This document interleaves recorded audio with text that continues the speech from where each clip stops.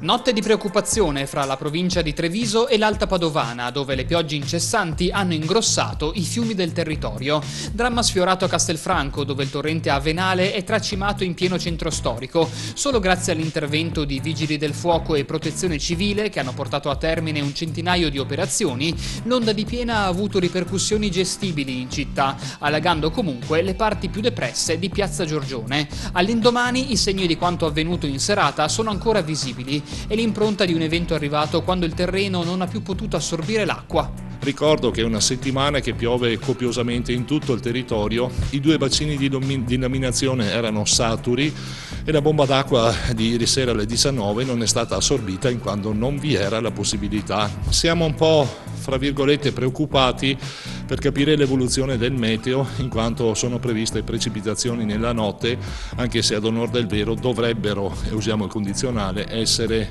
in una misura sopportabile. Più a sud di Castelfranco, l'Avenale si getta nel Muson dei Sassi, vera autostrada dell'acqua che dai monti Asolani scorre verso il fiume Brenta, un canale in cui la corrente arriva ad avere una forza distruttiva. Qui a Loreggia il Muson dei Sassi ha fatto veramente paura, il livello dell'acqua è stato molto alto e ne è la prova il segno lasciato sulle sponde dove l'erba è stata letteralmente pettinata dalla corrente. Loreggia ha ancora impresso nella memoria collettiva il 1998, l'anno in cui proprio il Muson dei Sassi ruppe gli argini e inondò il circondario. Nonostante il pericolo, l'onda di piena non è tracimata oltre le sponde, né qui a Loreggia né più a valle, a Campo San Piero, dove gli argini sono adiacenti alle abitazioni.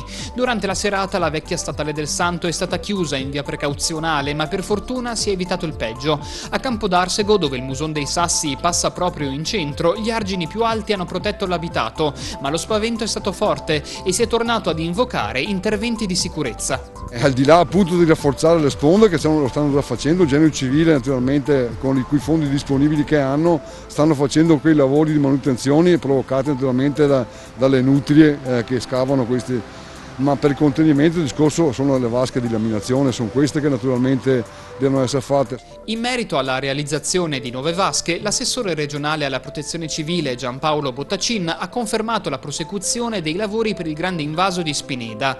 Con i suoi 28 ettari ed una capacità di 1 milione di metri cubi darà una soluzione definitiva ai problemi del Muson dei Sassi, ma attualmente deve essere ancora ultimato. Nel frattempo le condizioni meteo sembrano migliorare in tutta la regione, anche se potrebbero ancora verificarsi precipitazioni intense. La protezione civile del Veneto manterrà quindi l'allerta gialla per la rete idrografica minore fino a giovedì.